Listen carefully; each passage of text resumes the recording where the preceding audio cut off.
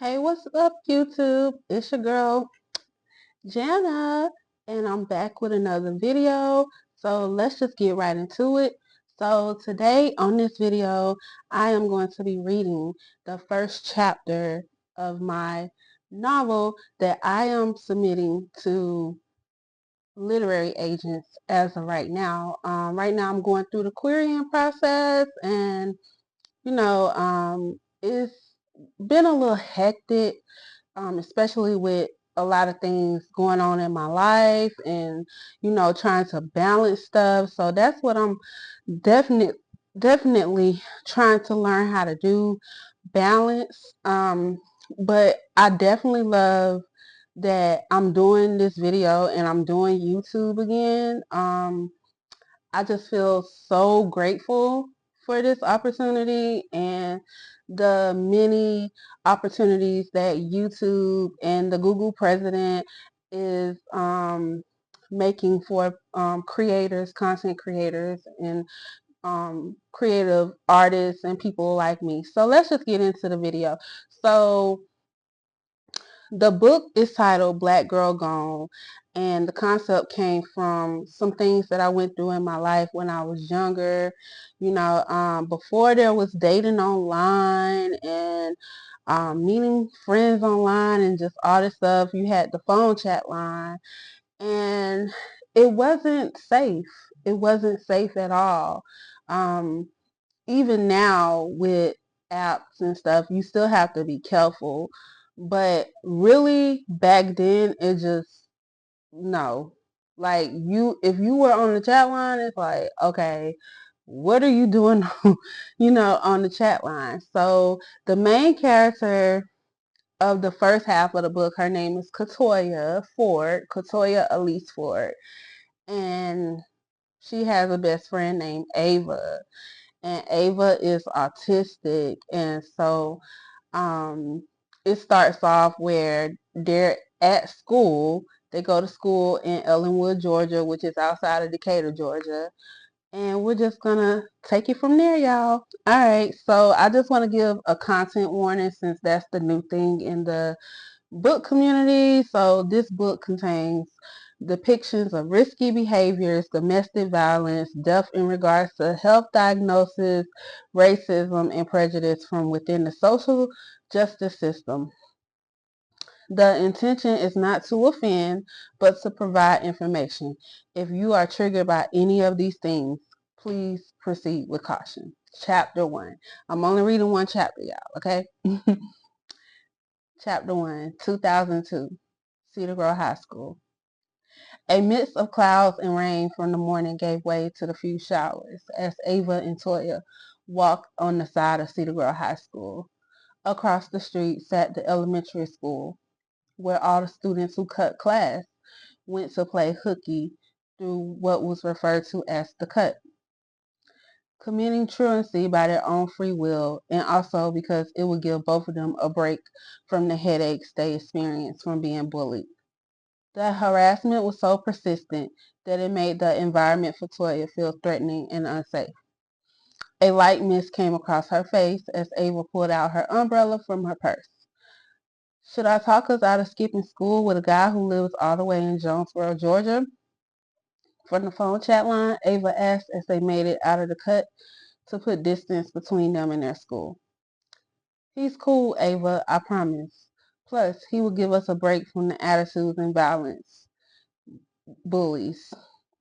Toya reminded her as they walked down a flight of steps. You're right, I am getting tired of being laughed at and called big forehead, even though it is risky behavior jumping in cars with strangers. Toya didn't respond back because her best friend Ava was right. The phone chat line was a vice. It was her refuge when it was unbearable to function in day-to-day life. The chat line was a euphoric escape, and her high didn't come down until she was next to a stranger in an unfamiliar car in foreign city in Georgia. If loving herself was a class project, she would fail for devaluing herself based on the opinions of her classmates. Standing in the designated area where they were being picked up, Ava continued with her questions as they waited for their ride. What's his name? and the kind of car we are looking for. Anxiety on her question as she rubbed her temple. It's a black Chevy Impala, and his name is Terry. I met him off the Vibe phone party line last night, not the regular chat line that I usually get on. Never get in the car with someone you don't know, Toya thought to herself. The words from her health teacher from last semester echoed in her consciousness. She could have arranged to meet with him in a public place where there were other people around, a busy cafe, or even a mall. Instead, she chose to be a thrill seeker, which had possibilities of ending in a terrifying way. The loud music echoed down the street as Terry pulled up on the side of them, bumping T.I., turning his music down and rolling down the tinted window to show his cocoa butter skin. 5 minutes later, Terry was pulling up on the side of the road. He pulled up to the curb on the sidewalk and parked his car in one of the parking spaces, turning the music down. Without hesitation, Toya jumped in the car, not caring that he was a stranger or 5 years older than her, because she was used to meeting multiple men off the chat line to make her feel good enough and a sense of belonging. Her attitude was very nonchalant about serial killers and criminals existing. This could most certainly be that man. Ava, on the other hand, just stood silently on the sidewalk like she was staring at a ghost. Her eyebrows were pulled up and together as she bit on her bottom lip. Toya never dragged anyone into her whirlwind of escapades with her chatline addiction. She always asked Ava to join at her own risk, because one thing Toya did was take responsibility for her own actions when it came to the dangers of strangers. Is Shawty changing her mind? I have my friend Quay with me. She won't be by herself, Terry said. Tell your friend to come on. She looks really cool, Quay interjected from the back seat. Come on, Ava. He's not going to bite you, Toya told her impatiently. Just sit in the back with me, Ava answered nervously. Man, Shawty think I'm a rapist or something? Terry asked defensively. Toya looked over at Terry, scared that he might change his mind, which meant they would both have to walk back on the school campus, avoiding administration and security. And if they were caught, they would have to explain why they weren't in their fourth period world studies class. She's just shy. I was just riding in the back seat with her, Toya replied as she climbed in the back of the car from the front seat. I guess he has never heard of stranger danger, Ava said sarcastically under her breath as she reluctantly opened the door, letting the man who was in the back get out and into the passenger side as she hopped in the back seat. Terry sped off, turning his music back up as Cedar Grove High became a faded memory for just that day as they drove down River Road and made a right on Boulder Crest Road, taking I-285 south on the expressway. Hey, take a good look at me. Now picture me unhappy, no cashing, out of fashion, not flashing. Picture me doing bad, even if I wasn't rapping. Picture me even breathe on the mic, not snapping. T.I., the king of the South, was the hottest rapper in Atlanta. While Los Angeles and New York were the leader in introducing rap to the masses, Atlanta reinvigorated the genre, the center of hip-hop's spellbinding universe. T.I. was the result of Andre 3000's 1995 manifesto, The South Got Something to Say. He was on every radio station and mixtape with his creative ATL flow, which resulted in all the girls squirming over him. Toya was no different as she bopped her head to the beat. They took the exit 233 for Georgia 54 toward Morrow, Jonesboro. Toya and Ava were now on foreign grounds on the south side of Atlanta, pulling into a Wendy's parking lot on Jonesboro, right outside of the highway exit. Terry cut the music down on his radio and looked back at them. Y'all hungry? He asked. Yeah, Toy answered for the both of them. Cool, order whatever you want, he told them as he pulled up into the drive-thru and let his window down. Once they got their food, they pulled into the apartments, which was down the street, and got out the car. They walked down a breezeway and into an apartment located on the bottom floor. Toya went and sat on the burgundy-colored couch, and Ava followed behind her. Terry grabbed the gray Comcast remote sitting on the table stand and then turned the television on, which was showing a rerun of 106 in Park. As they were eating, Terry's friend came from the back. "What's your homegirl name, Toya?" Terry asked. "Ava," she answered for herself as she put fries in her mouth. "Ava, this is my homeboy Quay. Y'all can chill out here. Me and Toya are going to my room." "You good, best friend?" Toya asked her. Ava nodded. "Yeah, go ahead," she answered, putting two more fries in her mouth. Toya got up and followed Terry to his room. In the minute she entered the room, it smelled of cocoa butter and honey. The fragrance invaded her nostrils as Ja Rule featuring Ashanti Mesmerized played on the CD changer low. Toya sat down on the king-size bed as Terry grabbed the remote and then kissed her on the lips. "You have some pretty big brown eyes," he complimented her. She wasn't expecting for him to kiss her like that, as this was the first day that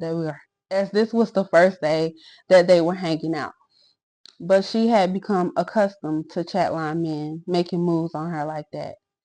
"Thank you," Toya said, holding her head down. "How can someone older than me think the world of me and people my age don't?" The escapism she needed from the real world was based on the reflection of others and what they considered her to be. She didn't feel good enough or worthy of love. Terry gently touched her chin and lifted it up. "Smile, shawty. Those kids at your school are lame. You're going to run Atlanta one day 'cause you bad, shawty. Not just your looks, but your intelligence, your uniqueness." Toya shrugged her shoulders with doubts in her head. "Thank you. I just need to stop being shy and stand up for myself. I'm laughed at because I'm different and smart." "You're going to be all right," he assured her. Terry was chocolate toned with a goatee. He had an impressive Air Jordan 1 sneaker collection just sitting out, and the only number Toya saw was 23. A Black Sabbath poster graced the wall alongside a movie poster of Crooklyn and Friday. "Your sneaker collection is nice," Toya complimented. "I appreciate it. Don't tell anyone, but my dad is close friends with the designer." "Even if you were joking, I would still believe you based on you saying it so calmly." With that, he turned on Rush Hour, and Toya lay back on the downy smelling pillow with a clear mind.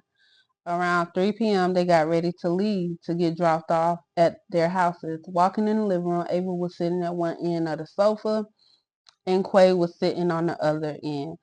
Ava's baby girl purse separated them in the middle. Toya just took it as they couldn't connect with one another after all. It was her ideal to skip school today.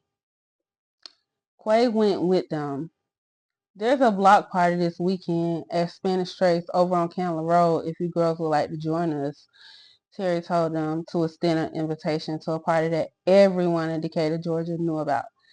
It was even talked about at school, but Toya, neither Ava had plans of originally going. They had already agreed that it wasn't where they would fit in.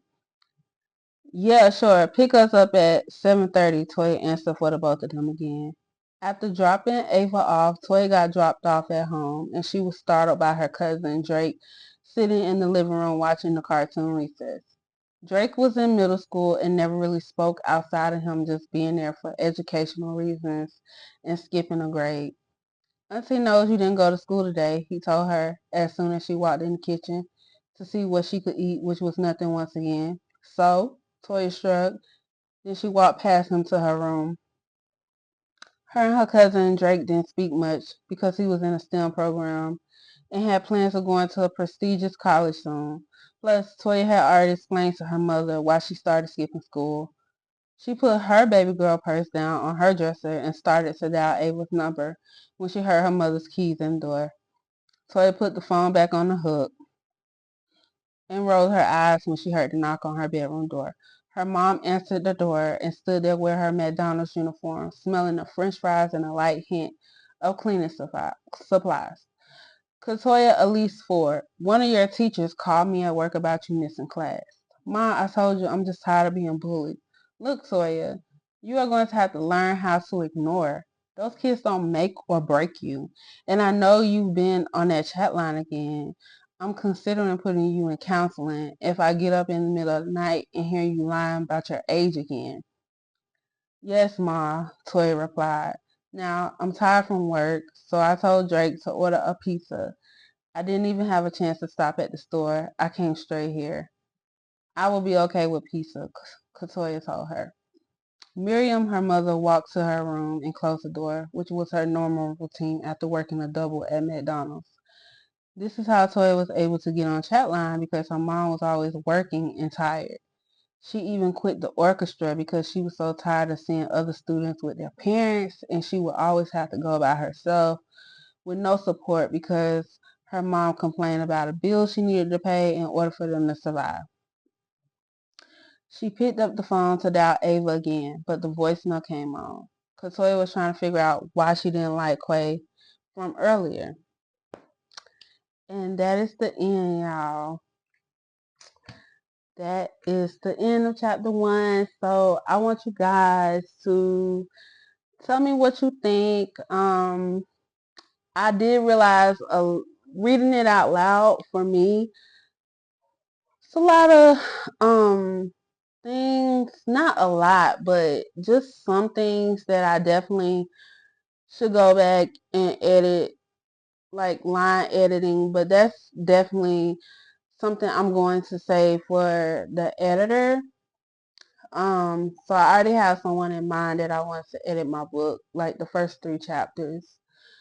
But I did some editing myself, and just with work, and I'm going to talk about this in another video, but just working has me exhausted, and so I can't really look for literary agents the way that I want to. So I'm trying to just find a balance. So that's the video, you guys, and I'll definitely be back with more. Remember to hit that subscribe button, hit the like button if you liked this video. Please show support of my content, and remember, joy is living. Bye.